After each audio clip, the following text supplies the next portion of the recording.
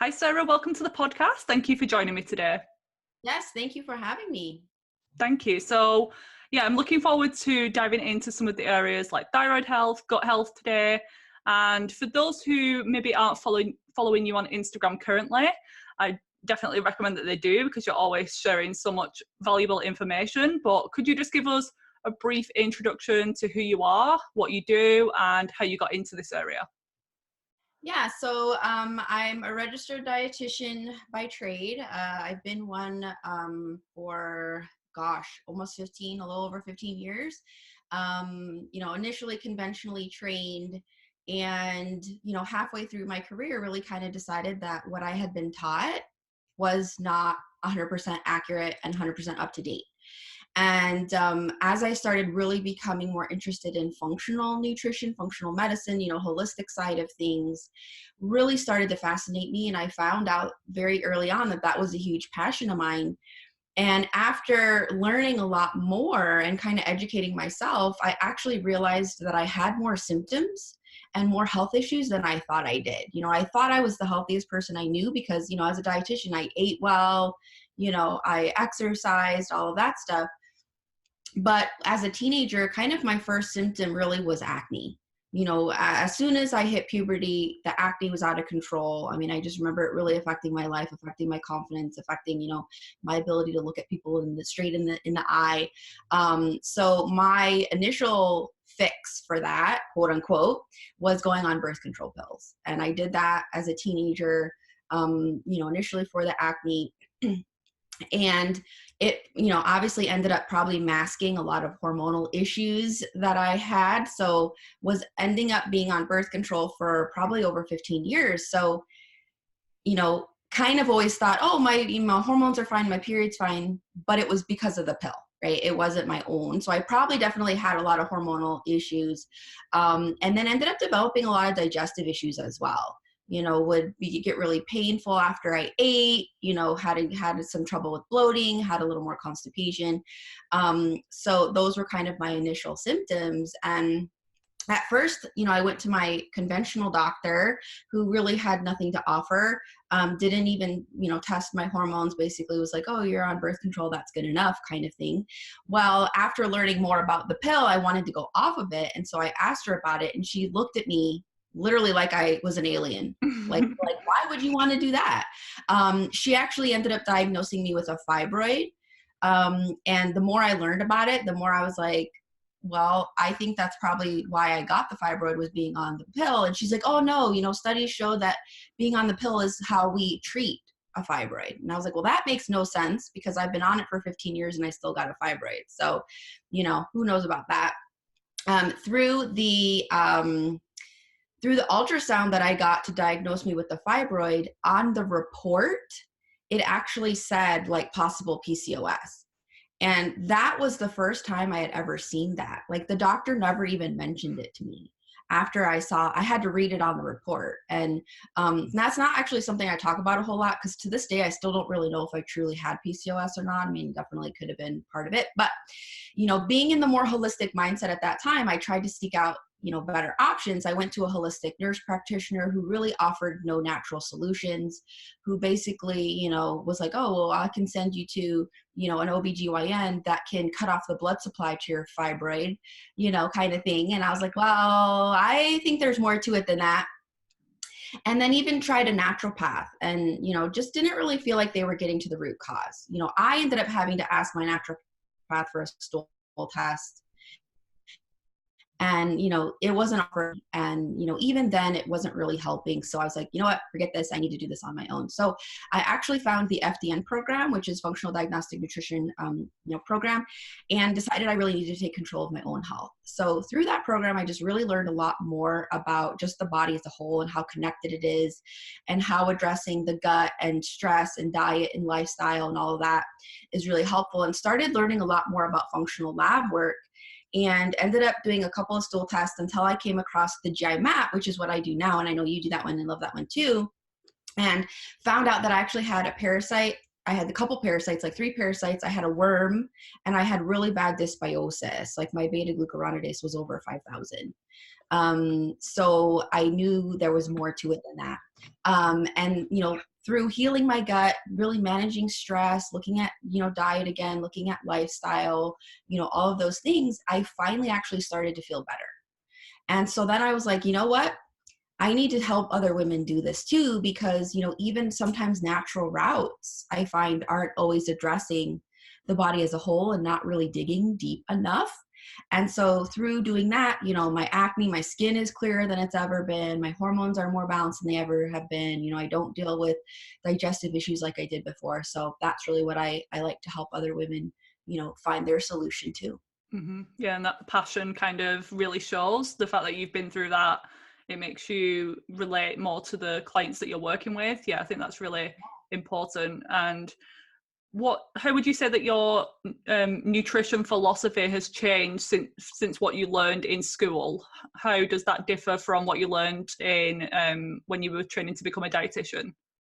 Yeah, I mean, it's definitely taken a complete turn. I mean, conventionally we're taught, that certain fats are not good, and to, eat a lot of whole grains and, that kind of stuff. So, I focused a lot more on just the real food aspect, eating balanced for blood sugars, the importance of healthy fats, the importance of, organic quality proteins, and good sources of carbs. And, for some people that means, avoiding some of those grains, especially initially, that can be more inflammatory.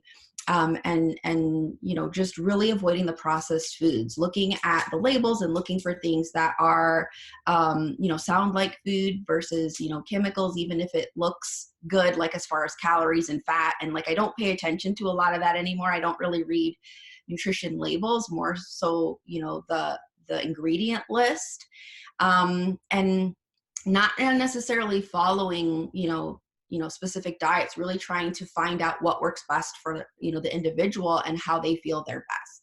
And, being a little bit more customized in that area, and just how you eat really impacts your overall health, and just, inflammation, and, just looking for things that are closer to nature. So it's been quite a different, case than, what I kind of initially learned in school. Yeah, and everyone's got different sensitivities. They have different health issues which require maybe more or less of a certain macronutrient depending on what's going on. But yeah, I agree. Just eat real food. If it was something that you can grow in the ground, kill, catch, pick from a tree, then it's pretty good for you, rather than being created by a scientist in a lab. Right. There's a little bit of difference. Yeah, and just even just the organic part of it too, and just there's a big difference between like conventionally raised animals and organically, pasture raised animals. So Exactly. And you mentioned about blood sugar balance. Could you just expand on how someone would go about balancing the blood sugar, and maybe signs that they're struggling in this area currently? yeah, I then definitely find that women in particular seem to be struggling with blood sugars. And, I always say, because my husband, like, he could go a whole day without eating and be pretty much okay, but I skip a meal and I start to get hangry, I start to get shaky, I start to get more irritable, maybe you start to get more tired. Those kinds of things can be symptoms that blood sugars are dropping. And when they drop, cortisol has to kick in to help bring blood sugars back up. And that just adds a lot more stress to the body. And, cortisol being out of balance can impact everything else. It can impact the thyroid. It can impact, the gut. It can impact your hormones. And so really the basic tools that I tell clients to do is kind of fill half of your plate with more non-starchy veggies, get, good plants in, and make sure that you're including a good quality protein and healthy fat with all of those carbs, and then adding in starchy carbs, onto that, which can fluctuate based on like activity level and just specific needs. So the proteins and the fats really help to balance the blood sugars, versus just sitting down and having, that big plate of pasta, or even just having some fruit. For some women, even though fruit is, still considered good and nutrient dense, still can have more sugar in it and can increase blood sugars for certain women. And so making sure you're getting proteins and fats with that to help kind of slowly release that sugar into the bloodstream to keep things more balanced, versus just a big spike. So this is, really important for women with PCOS in particular because of that insulin connection. When blood sugar spikes, your insulin needs to spike to kind of clear that from the bloodstream. So if you've got PCOS, then more than likely dealing with some sort of insulin blood sugar regulation issue. You mentioned about thyroid health, so I want to kind of go into thyroid a little bit deeper. What is the thyroid? What does it do for us? And maybe what are some things that can throw that out of whack? Yeah, so the thyroid is essentially a gland, that you can find kind of in your neck. It's really a master of metabolic function throughout the entire body. So it's really controlling, metabolism at a cellular level. I think most people kind of know what they think of when they think of metabolism. And, it can have influence on so many things, body temperature, your bone health, blood sugars, your hormones, nutrient absorption, even digestion, liver function and detoxification, how we age, cholesterol levels, fat metabolism. So, it really does a lot. Pretty much everything. It's pretty much in everything. Yeah. I mean, thyroid hormone, your free T3 really impacts almost every cell in the body. Sadly, that's not commonly tested, is it? So when you may have gone to your doctor to request some investigation into your thyroid, they commonly said that it's normal, it's within range, nothing to worry about. What's the issue there? What's going on? Yeah, so most of the time, conventional medicine is only checking your TSH, which is your thyroid stimulating hormone, and that's not even made in the thyroid gland. It's made in the pituitary gland in your brain. It's how your brain talks to and communicates with your thyroid to tell it to make hormones. So oftentimes that can be normal or quote unquote normal, but other hormones can be thrown out of whack. But the other problem is that, in the conventional medicine world, the range of what's considered normal is really big, and it's who knows what's truly normal. It's like the lab, you can go to different labs and their normal ranges are completely different because they're basing it on all the information they have from all of the tests that they've done. And this is definitely something I see a lot too. I see low TSH quite often. I typically don't like to see it below like a 1.4. And, that can kind of vary a little bit. And I also don't like to usually see it too much above a 2. So I could have someone coming to me with a TSH of 3 and their doctor said that it's normal, but that in more of a functional perspective isn't necessarily the case. But you also want to make sure you're looking at all the other hormones into play. And, honestly, sometimes certain functional practitioners too, I still sometimes find them telling people that their thyroid looks okay. But then when I look at the labs, I'm just like, I don't know. I think there's a little sluggishness happening. But we also want to look at patterns too. Because I've had clients who it's like a year ago, their TSH was normal and now it's, a 3 and their doctor says, oh, it's okay. I'm like, but it's trending up. So let's do something now, to prevent it from maybe getting completely out of control in the future as well. Exactly. Just wait until something happens so then they can give you a diagnosis, they can give you a medication, but why not intervene and be proactive instead of reactive? I think that's happens a lot of the time with different things like blood pressure, blood sugar. It's not until you're pre-diabetic or full-blown type 2 diabetes that they will intervene. And then only then the medication isn't even that effective and they still don't mention diet, lifestyle, all the foundations. Right. And it's kind of crazy too, because sometimes people will say like, oh, my TSH, even my doctor said my TSH is a little high, but they just said, we're just going to watch it. And I'm like, watch for what? Like, if you're not, how can you expect a different result if you do nothing? And that's what they do. They do nothing and say, oh, we're going to see if it gets worse. It's not going to get better on its own, Exactly. without any changing. Yeah. And insanity is doing the same thing over and over again and expecting a different result. So these doctors are insane. And I get it. It's how they're trained.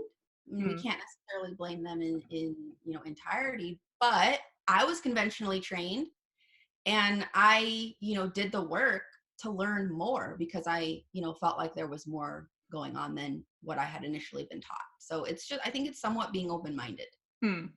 Yeah, I think it's going that way as well. There's more practitioners being trained in functional medicine and starting to look at some of the more recent research, because what they're taught is like, is it 15, 17 years old?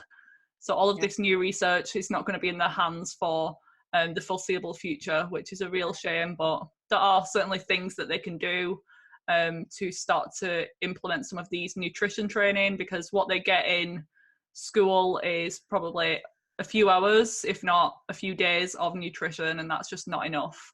Yep. And what are the connections between the thyroid and the gut? How does gut health play into thyroid dysfunction? Yeah, I mean, first and foremost, the gut really houses over 70% of our immune system. And if the immune system gets provoked by leaky gut, which I think kind of most people kind of know what that is, then that can trigger autoimmune issues, including in the thyroid, you know, whether you develop Hashimoto's or whether you develop Graves or, you know, something like that. And just dysbiosis or an imbalance of bacteria in the gut can impair your thyroid hormone to be able to convert properly. And just inflammation in the gut, which can happen, you know, with certain foods and with, you know, certain pathogens, can increase cortisol, which is the stress hormone that the adrenals make. And that can actually lower your free T3, which is your active thyroid hormone, and also increasing your reverse T3. So reverse T3, basically it's taking your active thyroid hormone and literally reversing it and making it inactive. So the free T3 is the thyroid hormone that goes around and impacts every other, you know, cell of the body. So that one in particular can be one of the most important ones, and cortisol can actually lower it. And the decreased thyroid function in general can also decrease, you know, motility or transit time, and can trigger constipation. And if you have constipation, that can send a whole cascade of other symptoms and other issues like hormonal imbalances, because now you're not able to poop out extra estrogen. You're not able to eliminate extra toxins. You know, it can trigger constipation, can trigger things like SIBO, small intestinal bacterial overgrowth, which is like, then you've got a whole host of other things going on. Constipation, you know, it's also just not really pleasant. And you know, so it's all connected. You're just kind of recirculating your natural kind of toxins that you produce naturally, and things that you're exposed to in your food or the environment, they just can't get out. And it's known as auto intoxication, where you're basically just polluted with your own toxic byproducts, which sounds pretty terrible, but it's true and it's very common. How common do you see gut issues being a problem? Very, very common. I mean, I think even those clients who initially come to me not thinking they have digestive issues, who don't complain of like constipation, diarrhea, bloating, gas, reflux, like anything like that, who are like, oh no, my digestion is really good. You know, I just have all these other things going on. You know, well, you never want to leave the gut unchecked. And I know I saw you posted something on this the other day about someone who had no symptoms, but you posted their GI map and they actually had a lot of things, right? Like one of the worst tests that I'd ever seen. Like 25% of people with digestive issues don't necessarily have specific digestive symptoms. I mean, thyroid issues, hormonal imbalances, acne, those things can be symptoms of digestive issues. So it's not always just, you know, the diarrhea, constipation, things like that. But some people I think don't also realize when they have digestive issues. I mean, I feel like I went for years without really acknowledging it or really noticing it, because I'm like, oh, well, I'm just getting a little bit of pain every time I eat. Oh, maybe I just ate something bad. Or some people just think they have a sensitive stomach, or like, I've always been constipated. My doctor tells me if it's always been happening, then it's normal, right? Mm-hmm. So that's not always the case either. So it's, you know, it can't be overlooked. And I see it overlooked all the time.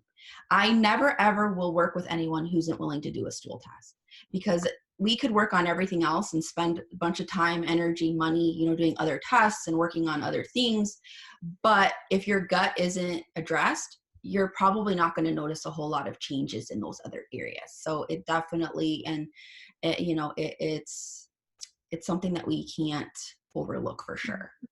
Yeah, and it's a bit expensive up front, obviously, these functional medicine tests, but you will save time, energy, stress, money in the long run, just not trial and error with certain things and trying supplements out, and taking time with changes of diet. It's better to just find out what's going on, address the gut infections or imbalances in the gut, and then kind of move on. But yeah, it's just, what's the difference between conventional stool testing? So if they've ever had a stool test from the doctor and they've said that it's fine, why is that different? Yeah. There's definitely a lot of stool tests out there. And, I think with the importance people are putting a lot of importance on gut health, that, some labs are maybe kind of somewhat jumping on the bandwagon, and it's like I have to, get in on this too. But I definitely find they're not all created equal.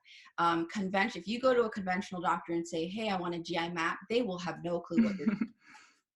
And they'll probably just do a regular stool test if they will actually do it. I also find that they don't necessarily even, go that route, but maybe they're checking for a couple of parasites. Maybe they're looking for H. pylori.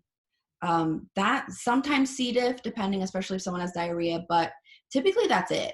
They're not looking much deeper than that. And even some of the more functional labs, because I did like 3 stool tests before I did the GI map.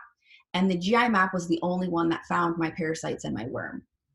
And also was the only one that actually said that my beta-glucuronidase was that high. So most tests, you poop in the cup, you send it into the lab, and then there's somebody in the lab who takes your sample and looks at it under a microscope. And they're like looking for something. But that could literally be like looking for a needle in a haystack, because you're giving them like an inch of sample, and you have like 20 plus feet of intestines. And you're not always going to eliminate the same thing every time you go. And also sometimes things can change, like parasites have life cycles. So, you may be catching it at a time where it's maybe not as problematic. And I don't know if you've noticed this too, but sometimes in the summer months or in the warmer months, certain things are more prone to grow, sometimes versus, in the winter months too. So I think that there's, a bit of a life cycle there. Or what they could also do is take the sample and swab it in a petri dish and then try to grow bacteria. But most of the bacteria in your gut doesn't like oxygen. So as soon as you poop it out, you're exposing it to oxygen, and a lot of that bacteria dies. So you cannot grow things in a petri dish that aren't alive. So there tends to be a lot of, factors to consider there. But the nice thing about the GI map is that it's a DNA-based stool test. And so it's looking for the DNA of bacteria and pathogens in the gut. So it doesn't necessarily have to physically see something in there or grow something to know it's there. Yeah. So it makes a really, really big difference. I mean, I wasted tons of money on other stool tests that didn't really do a whole lot for me. So honestly, it's like, just if you're going to do it, do it right. Yeah. And the experience of doing the test isn't pleasant. So definitely try and get the best test that you can while you're doing that. Yeah. Definitely. Well, I always say at least it's your own poop. It's not like you're sampling somebody else's. That is true. Yeah, it gives you so much information. And I think for a lot of clients, and I know you probably experience this too, they're just so grateful to actually physically see that there's something going on. Can be explaining their symptoms versus based on your symptoms, I think you have a parasite, I think you have Candida, so here's some supplements to take. And even if they feel better, or maybe they don't feel better, if you don't do an initial test, then how do you for sure know that everything is gone? I think it's nice for us to be able to physically see the changes happening. I think it just can make people feel so much better. And your mind is so huge when it comes to healing. I think sometimes if your mind thinks there's still issues, like you can still have symptoms. Because honestly, what I have seen is someone who does an initial stool test, who sees, a good amount of things going on, who does a protocol, who maybe says, I feel a little better, but I'm still having this and this. And then we do a retest and we actually see a lot of things are improving. They almost like just have this peace of mind, or they can kind of relax a little bit because they're like, oh, okay, well then this is really working. And honestly, sometimes that can also just like, help some of their symptoms, because psychologically they can see the difference too. And then they can really start to feel it sometimes, because there's that big, mind body connection too. Absolutely. Some people just need those results on paper to back you up. They do believe you, but they just need that motivation and drive to actually make a change. I agree with that. And let's talk a bit more about the mindset and healing and gut health. So what else do you see being a factor? Do you sometimes see that stress and negative thought patterns and beliefs, can they cause health issues? 1,000,000%, 1,000,000%. And sometimes that's the biggest factor for a lot of people. And sometimes that can be the biggest downside for them feeling better as quickly as they want to. And, I always tell clients, it's like, you can take all the supplements in the world, you can change your diet, you can exercise, you can try to sleep better, all these things. But working on your stress and your mindset, if you don't do that, you're probably not going to feel as good as you want to feel as soon as you want to feel it. And it's easy to take a supplement. It's easy to do all these things, but it's a challenge and it's harder to work on your stress and your mindset. And that definitely takes getting out of the comfort zone, probably more than anything else. And for some women, I've seen it be a big block because they're kind of afraid to work on those emotions. They've buried them for so long and it's painful. So they don't want to bring them up and deal with them because they don't want to have to go through that pain. But it's oftentimes a necessary path that we have to go down in order to achieve our results. And there's that fear. There's always that fear, right? And, working on, filling your emotional voids that maybe you've had throughout your life. And, sometimes even women, I find they don't feel like they deserve to work on their health too. I've kind of noticed that a lot lately and had clients, talking about it and they're like, I just don't feel like I deserve it. And they're like, wow, I can't believe I just said that. Because they didn't even think it was really an issue. Because as women, I think we put ourselves last oftentimes, because we're moms and, we're wives and, we're maybe business women, we're helping to serve other people and we, put ourselves last. And then it's like all of a sudden we wake up and we're just realizing how crappy we feel because we've given, and, we have not a lot left to give. And we don't necessarily feel deserving of wanting to work on ourselves, or it's like, oh, I don't want to spend money on myself or time on myself because they are afraid that that's going to negatively impact those around them. But that is like the best way to invest in, the people around you is for you to feel better because you're going to be able to take care of other people or help other people so much more efficiently if you're feeling really good. So it has been a really big factor for so many. And the more I talk to clients, the more I talk to women, we dig deep, I realize that all of them tend to have a lot of those mindset blocks. Yeah, we've all got our own baggage and history and problems. So it's usually the last thing that people think of in their health journey. It was for me personally as well. I was doing all the right things in terms of diet, taking all the supplements, but there was still something kind of blocking my progress and healing. And it wasn't until I dived deep into the emotional and spiritual aspects of health that things really made a massive shift. So what are some of your favorite tools to recommend to women to start with that? Is it therapy or other things like that? Yeah, I mean, some people could benefit from therapy. I mean, I don't think that that's necessarily a requirement. I think even just like things like journaling, things like meditating, emotional freedom technique, which is also tapping, can be really good. Just really trying to even like close your eyes and picture like yourself as a kid. And like, if there was a time where you maybe felt like you weren't loved as much as you should have been, or you weren't appreciated, or maybe your parents put a lot of pressure on you, or oftentimes too, I find that there's situations that happen where the kid kind of feels like the parent. And, it's whatever's going on with the parent, whether, they have a substance abuse issue or just, they're dealing with their own mental stuff. It's like the kid becomes the parent. And then again, they're kind of taking care of the adult. And it can definitely affect us really hugely as we get older. So even if you can kind of just close your eyes and picture yourself as that kid and kind of go back to those situations and tell yourself everything that you wish you would have been told by your parents.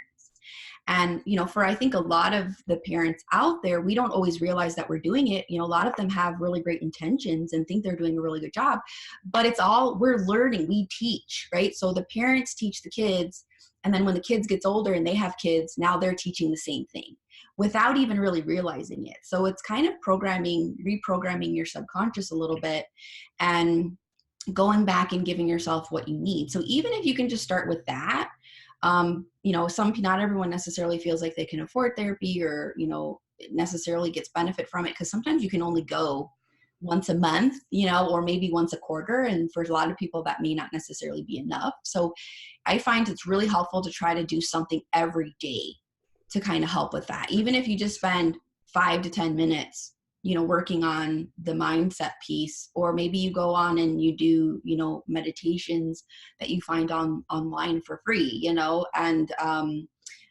really just starting to work on that and kind of showing up for yourself every day, in that area. And it takes practice to change your mindset, right? Just like we learn anything, it took us years, to learn how to help people in this way. So it's not necessarily something that you're going to do overnight, but it's something that you really have to practice long term, and then hopefully kind of start to see little shifts.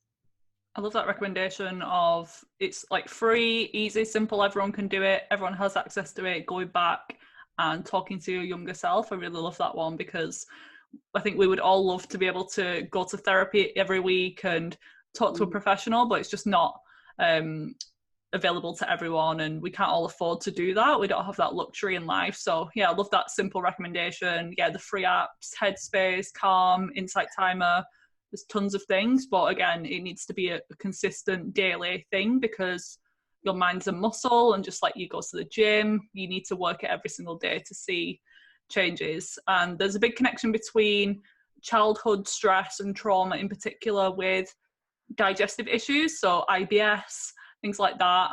If someone's been bullied, or they can get like the sensitive nervous stomach. What's the link there between stress and the gut? How does it impact the gut?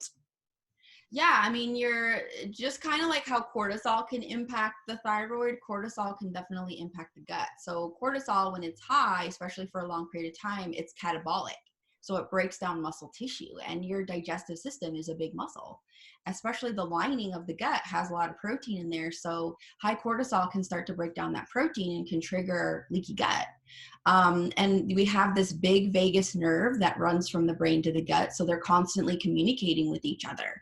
Just like if you get nervous, we end up getting diarrhea oftentimes, because, you're getting that connection. So sometimes if we're more tense, if we're more stressed, that muscle in the digestive tract too kind of tenses up and can also contribute to things like constipation. So really trying to tap into more of that rest and digest, that parasympathetic nervous system, to help lower cortisol is definitely, part of how we can help support a good gut. And are there any other ways or any tips and tricks that people can start to implement straight away to improve their gut health? I think always working on stress is always kind of number one, because that tends to be the hardest and the longest for people to address. So I usually say sit down and kind of try to figure out where you feel like your bigger stressors come from.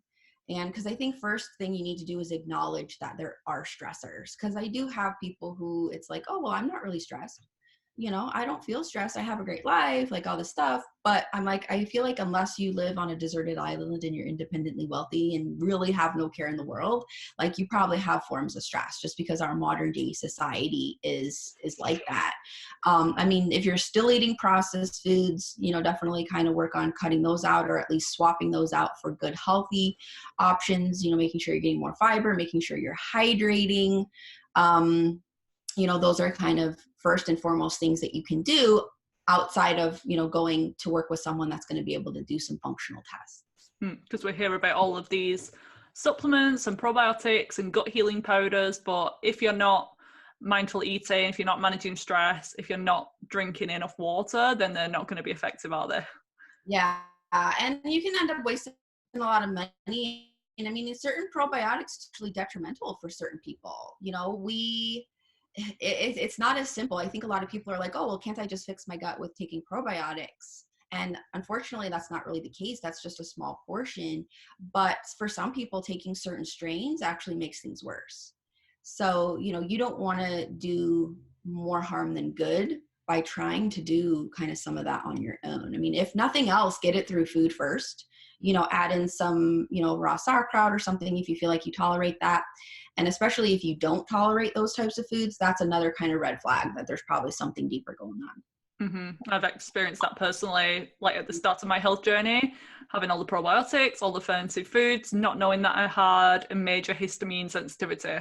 So I was pushing through, having more, thinking it was a detox reaction or healing crisis, but I was inflamed, my skin was terrible, my anxiety was through the roof. So I agree that not everyone needs a probiotic, and yeah, if you are negatively reacting, it could be due to something like SIBO, maybe small intestine bacterial overgrowth, if you're getting that bloatedness, or if you're getting other negative reaction, it could be due to just a sensitivity. Yeah, for sure. And let's talk a bit more about the heavy metals and mineral testing that you do. So how does that play into all of this, and why do you feel like that's important? Yeah, so it's been really fascinating. I've kind of recently added into my practice over even the last 6 to 8 months, but it's been really, really helpful, and I see a lot of really great connections. So the hair mineral analysis test is HTMA, so it's hair trace mineral analysis. There's a couple of labs that I like, but I use Trace Elements, and it's a mineral assessment. So we get to see a lot of minerals, and minerals are really the spark plugs of the body, and they help with enzyme, function and production and all that stuff. And minerals are associated with a lot of things. Minerals help us make vitamins. So sometimes like a vitamin deficiency could be more of a mineral deficiency, and vitamins and minerals impact vitamins and minerals. Certain minerals can actually slow the thyroid down. So 80% of the time, people tend to have high calcium and low potassium. So calcium actually slows the thyroid down, potassium speeds it up. So if you have an imbalance of those, that can definitely impact the thyroid as well. We also, minerals are needed for hormone conversion for the thyroid. So if you don't have enough iodine, if you don't have enough selenium, and selenium is one thing we actually see on that test, and pretty much everybody I see low selenium. I also see a lot of iodine. It doesn't test for iodine directly, but we can get some clues. And I definitely see iodine being an issue a lot for women as well. But it also gets to look at some heavy metals. And we don't always see heavy metals pop up on the first test because the body has to be strong enough to be able to detox metals. And oftentimes it's not. So they can hide. We can store metals like as kind of a protection. But when I see certain heavy metals on there, heavy metals can actually block certain minerals from properly being absorbed, because heavy metals are essentially toxic minerals, and so the body is going to use minerals from wherever it can get it. So if you're deficient in certain minerals, which a lot of us tend to be because we only get minerals through food and we can't make them like certain vitamins. So if you're not eating a great diet, or because of just soil depletion for minerals, oftentimes we tend to not get enough. And so if you don't have enough minerals, the body can actually use heavy metals in place. And so now heavy metals can block certain minerals from being able to do the things that they need to do. So I see that a lot actually with iron. If you have like mercury, which a lot of us do from fillings, from vaccines, things like that, then your body can actually utilize mercury in place of iron. And then you end up with low iron or like anemia of some kind. And if you don't have enough iron in your body, that can actually trigger thyroid issues too. Mercury can even prevent you from being able to utilize enough selenium and all that stuff that helps with thyroid. So it's been a really big, important piece, because I really believe everybody has, metal issues of some kind. Unfortunately, again, kind of our modern day society, they're even showing babies when they're born, they're finding heavy metals in the umbilical cord. So we're starting out with it. So, I think we don't want to live in a fearful world, because there's not necessarily a ton we can always do about these things other than trying to decrease our exposure. But by keeping your minerals well balanced, that's going to help support your body's ability to detox and clear, metals from your system. And what's the difference between testing in your hair versus your urine or your blood for some of these minerals and heavy metals? Yeah, so the nice thing about the hair is that you also get the mineral part, because the number one way people sometimes ask, well, what's the first thing I can do to help detox metals? the first thing you need to do before you even worry about detoxing metals is working on balancing your minerals. Because if your body's not strong enough to detox metals, you start to detox metals, you're going to feel really crappy. And going through metal detox symptoms, not a pleasant thing. So we need to make sure your body is ready first and foremost. But it can take about 30 days for metals to show up in the hair. So some people, you do use, in some instances, urine and like stool to test for kind of more instant metal detoxification. So, you know, we may use hair initially just to kind of help balance the minerals, but sometimes, you know, we will use urine or stool test on top of hair to kind of, you know, have just more information into what's kind of happening in more real time. So it is possible to look there as well. But and which test would you say is most important? So if someone only had one option between a stool test, a hormonal analysis test, or a Dutch test, or hormone testing, which would be your go-to? That's a good question. It's always hard to pick. It's like trying to pick your favorite child. Yes. Stool test, probably. Okay. Just because so many things can be impacting the gut. And, you know, even if you work on minerals, right? If you have gut issues that are preventing you from absorbing, you know, then sometimes that can only go so far. So, I mean, I think always working on the gut first and foremost, no matter kind of what the issue is, probably the way I would go. The nice thing about the hair minerals is that they're not usually super expensive. So sometimes that's not necessarily a huge factor for people. If you could do two, then it would probably be the stool and the hair mineral, because Dutch test is like, hormones are great to know, and it's kind of good to see where cortisol's at and all that. But it doesn't necessarily give you the deeper picture of like what's causing, you know, nutrient or hormonal imbalances. So if you spend your money on Dutch, but you're not looking at the gut, you know, again, you may be kind of missing a big part of what's causing hormone imbalance in the first place. So you kind of want to back up and start like from the beginning. Yeah, and I feel like hormones are the followers. So whatever is going on in the body, your hormones are usually the last to go out of whack. They're not usually the ones that start off the problems. They're usually as a result of poor gut health, poor thyroid health, adrenal stress. Yeah, I agree with that one. And always start in the gut. Whatever your symptoms are, always start there. For sure. And when you were saying about the heavy metals in the environment, so mercury fillings, vaccines, those types of things, water quality may be contaminated. Apart from maybe avoiding the exposures, that's number one. Always try and get out of the environment that you're in, or filter your water, those types of things. Get the amalgams removed if necessary. What are some other ways to support your detoxification to help your body kind of function a little bit better? One thing that you could add would be something like a binder. I typically like Pectisol C, which is from Econugenics, and, you know, it can kind of help bind to certain toxins. I think that is kind of, you know, another help, is that when you're exposed, you can try to kind of bind some of these up before they even have a chance to kind of get in the body and get stored and, you know, start to affect things. Mm-hmm. And yeah, I don't think we can get that brand in the UK. I like the GI Detox by, is it Biobotanical Research? Yeah, that one, it is nice, and I use that sometimes too. But the downside of charcoal is that can actually bind to minerals. So you just don't want to use it long term, or you may only use it like a few times a week, you know, not necessarily every day. Okay. So you just don't want that to affect the minerals. So that's the nice thing about the Pectisol C. It's just a modified citrus pectin, and that one, that brand in particular is nice just because they do a lot of studies and testing. They have a lot of information to back up their fact that it doesn't bind to the minerals. Interesting. Yeah, that's good to know.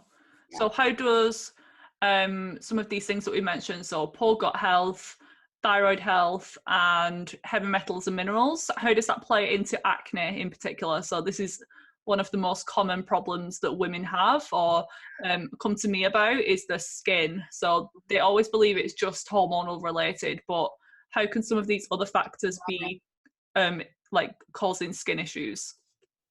Yeah. So, there's, I think just like how you said that, hormonal imbalances are really a symptom of other things, right? So, yeah, acne sometimes could be caused by hormones, but your hormones don't get thrown out for no reason, right? So, it's again taking a step back, looking at the big picture and looking what's causing the hormone imbalances. But, your gut obviously plays a big role. Your gut helps you detox hormones. And if your gut is affected, if your liver is affected, which is really part of your digestive system, and it's congested, your body's going to get rid of toxins however it can, and sometimes it can come out in the skin too, and then still contribute to acne. Digestive issues can also contribute to the nutrient deficiencies, and then just like the mineral deficiencies, which certain things like zinc sometimes have been shown to help with acne. Low zinc and also low sodium actually can decrease stomach acid. You need things like sodium and zinc to help make stomach acid. And so if you don't have enough stomach acid, you're not breaking down food, you're not absorbing nutrients. And sometimes people with low stomach acid end up developing, acne too. So, and then the gut issues impact the thyroid, and, then that impacts the digestion. The digestion impacts hormones, which then impacts your skin. So it's this circle. And this is, again, why I see so many people focusing on one thing and end up spot treating versus, the body is a complex thing. We're still even learning about it. We don't, I think, know exactly how every single thing works. It's like they're always coming up with new things. And, we have to remember that, like, you and I did tons of education to kind of learn all these complex systems. And so, just a normal person on the, street that, didn't learn a lot of this, and maybe who's just getting information from the internet is just kind of guessing, but we don't realize how big that connection is. And we could be missing, big parts of the puzzle if we're just focusing on one thing. Exactly. And I did a talk today, and they were asking me all of these questions. They're like, how do you keep up with it? There's so much conflict. And I was saying, yeah, I've been trained in this. This is my job. And I'm still like confused about certain things. I still need to do research and stay up to date with everything. So like the lay person really can't keep up with all of it. There's just so much conflicting advice in nutrition, caffeine, coffee's good for you one day, it's the worst thing ever the next. There's just so much. I think we also have to realize that what works for one person is going to be totally detrimental for someone else. So it's, it's not that whole one thing's going to work for everybody. So you have to figure out what works best for you and what's going on specifically with you, because, some people will be like, oh, well, how can I fix my gut?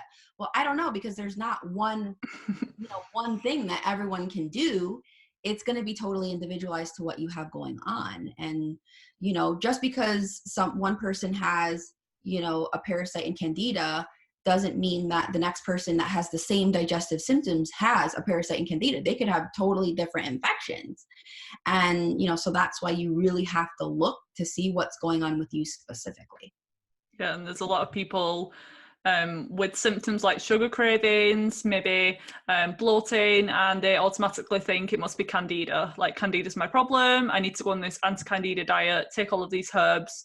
And a lot of them actually feel worse in the long run because it actually might not have been Candida. It could have been a parasite. And a lot of gut infections share similar symptoms, but have different protocols for treatment. Yeah, for sure. And even certain minerals can cause out of balance, can cause us to have more sugar. Yes, true. So it's because certain minerals help us make or inhibit insulin. So, there's a lot to think about, and people will say, oh, this is so overwhelming. And I'm like, yeah, exactly. That's why you need to work with someone who can help you go in the right steps. That's why we're here, to kind of help ease somebody. And then you don't have to do all the worrying, and you don't have to do all the research. Working with someone who's really good and really trained in these types of areas, and who is keeping up on the new and, latest and greatest things. Because then, sometimes people say, well, who do I go to for this? And it's like, well, I can't necessarily tell you, because not everyone's going to do the same things either. So you really want to, honestly, the research you should be doing is the person that is going to be the best fit for you to work with. That's probably like the best, research that you can try to do.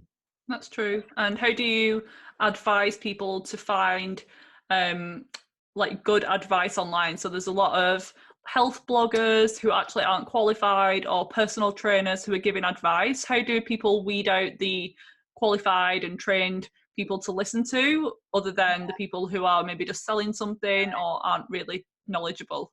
Yeah, that's always a good question. That's like the $1,000,000 question. I mean, I think definitely looking into just kind of what they've been through, looking at their education. I mean, just because somebody has good education too also doesn't necessarily mean they're going to be the greatest either. But I think really the person that you work with should be able to offer you at least some sort of free call or something, no matter how long it is, to talk to them. And I think if you can kind of feel them out, if what they're saying makes sense to you and you're like, yeah, this sounds like exactly what I need, and you can kind of, because I like to sit down with people and offer these free calls before we even work together, because I want to know where you're at. I want to know where you want to go, like what your goals are. I want to know what you've done already, like what's worked, what hasn't worked. What have you liked and enjoyed? Like, what are you looking for? What kind of support are you looking for? What have been your roadblocks you think of, getting somewhere, and, coming up with a plan of like where they want to, of how to get there, like how to achieve the results. And so I will kind of tell you like, okay, this is what we're going to do. These are the tests we're going to run. This is the information that we're going to find out, and somewhat give them a plan. I mean, it's going to change, based on as we start getting into it, but to really give that information. And, you want to feel comfortable with somebody. Hopefully they have at least something up on like a website where they've got like testimonials, or something that you can kind of see where, what other people have said, that kind of thing. But I mean, I think some of us we have to kind of go with our gut instinct in those types of instances, and just kind of feel like we can work with someone that we really jive with, and that, what they're saying makes sense. They should be able to kind of give you a plan of how they get to the root cause. And if someone says like, oh, well, we're just going to start with like a blood hormone test, even though you have digestive symptoms, like maybe red flag, like, hey, why are you not looking in the gut? Kind of thing, could be part of it as well. Yeah. And I think both of our goal is to get people better. We don't want to keep seeing them for years and years and years. We want to teach them how to take care of their body. We want to help them feel better and kind of get on with their life. That's the goal ultimately. So we want to be working with them for the shortest amount of time possible. I think people, forget that. Yeah. And if you're going to someone and all they're doing is recommending like 100 supplements, and not talking about diet, lifestyle, like all that stuff, that's also a big red flag. True. So I want to let people get to know you a little bit better. So I want to finish up with just a few questions about you personally. So the first one is, what's your favorite herb, nutrient, or supplement that you can't live without? I would probably say magnesium. I think magnesium, like I'm not a fan of multivitamins. I just don't think they're specific enough, but there's rarely kind of like supplements that I think everyone can benefit for, but magnesium tends to be one of those that really everyone should probably be taking. I mean, it's good for your bones and your teeth. It's good for blood pressure. It's good for stress. It's good for blood sugar. It's good for your hormones. It can help, with relaxation and calming, and even support, the digestion a little bit when you're more constipated. That one tends to be one that probably just about every one of my clients end up taking. Yeah, we're all just so depleted because of stress. Stress depletes magnesium, and soil quality. Food is not rich in magnesium anymore. So I agree. Magnesium is one of the outliers that we can safely recommend to most people. And if you don't want to supplement, Epsom salt baths are a good alternative as well. For sure. What's something that you're into lately? So this can be health and nutrition related. It can be completely random.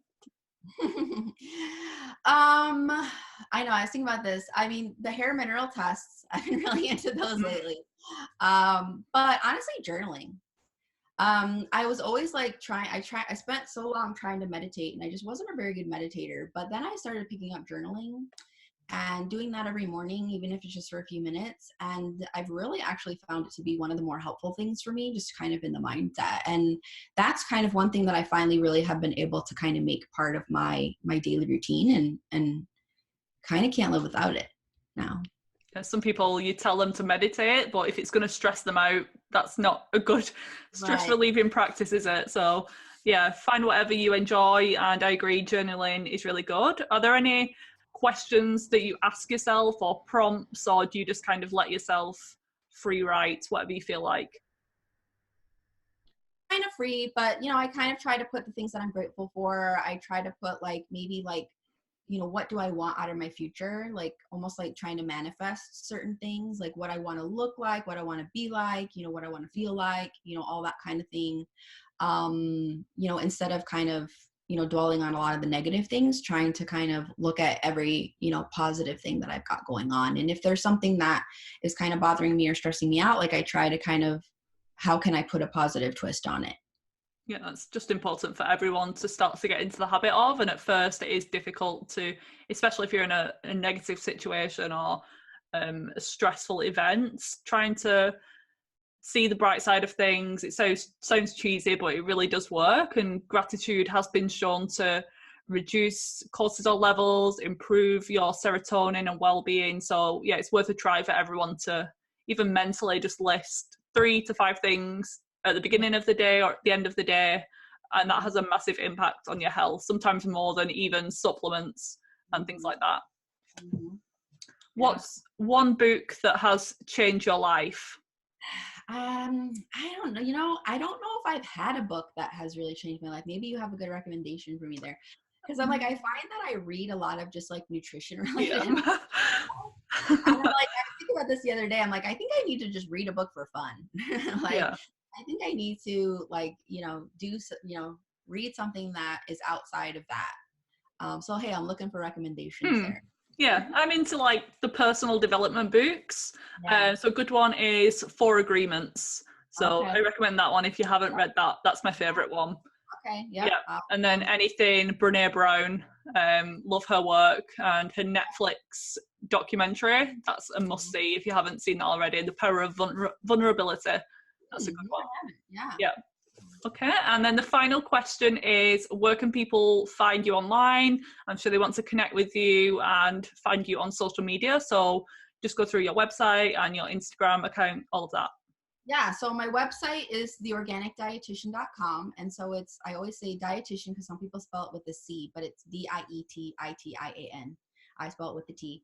And then my Instagram, that's kind of where I spend most of my time, is also the Organic Dietitian, and even Facebook, it's the Organic Dietitian. So that's typically where you can find me. Mm-hmm. And you're all about education, which I love. I've been really loving your gut organ connection. So the gut, the brain, the gut and the heart. Very fascinating. Even I learned things from you as well.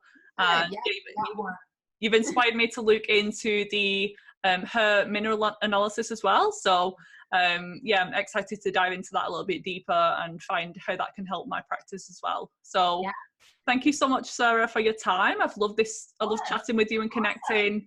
I know we've spoken a bit over Instagram, but it's always nice to see you face to face, even though we're not in person right now. But yeah, I appreciate your time and thank you for joining us on the podcast. Yes, thank you, Vivian.